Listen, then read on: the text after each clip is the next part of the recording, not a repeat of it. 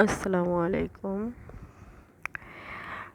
আসলে গত কয়েক বছরে আমার সিচুয়েশন, আমার সবকিছু মিলে আমাকে আল্লাহ তাআলা এমন লেসন দিছে, যা থেকে আমি অনেক কিছুই শিখছি। আমার ইন্টারনাল অনেক ফাইট চলছে।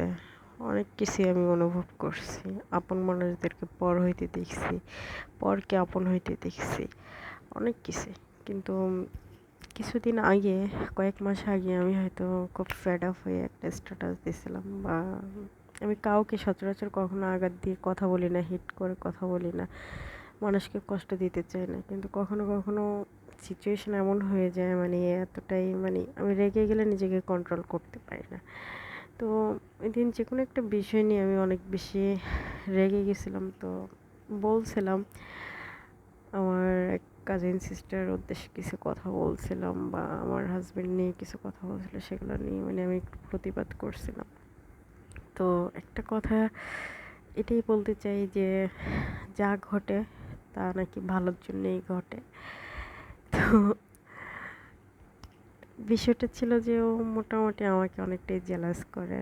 আমার ছোট চাচ্চু আমাকে একটা সময় মানে আমাকে বলতেছিল যে, "নেপা, আম্মু, তুমি এত সুন্দর সুন্দর ড্রেস পরে আসিও না, একটু নর্মাল ড্রেস পরে আসিও।" তারপরে মোটামুটি অনেকটাই মানে আমাকে নিয়ে অনেক রকম কথা উঠছিল।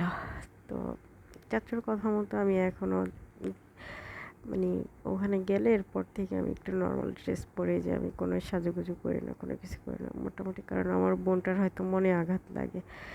তো বোনটার হাতে আগে বাটন মোবাইল ছিল। মানে মেবি মোবাইল ইউজ করতে দিত কি দিত না, আমি আসলে কারো ফ্যামিলিগত ব্যাপারে এত বেশি কথা জানতে চাই না। যে যতটুকু বলে ততটুকুই শুনতে চাই। তো বাটন মোবাইল ছিল, ড্রেস আপ নর্মাল ছিল, যাই ছিল।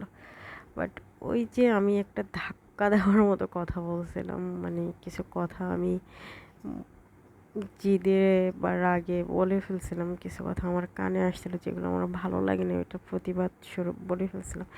তো এরপরে আমার বোনটা আসলে একটু বোকা সহজ সরল, মানে বোঝা যায় যে এত কিছু মানে ও ইয়ে করে না। তো হয়েছে কি, ও আমার বাসায় আসছে, আসার পরে ওর ভালো ভালো ড্রেস দেখাইছে আমাকে।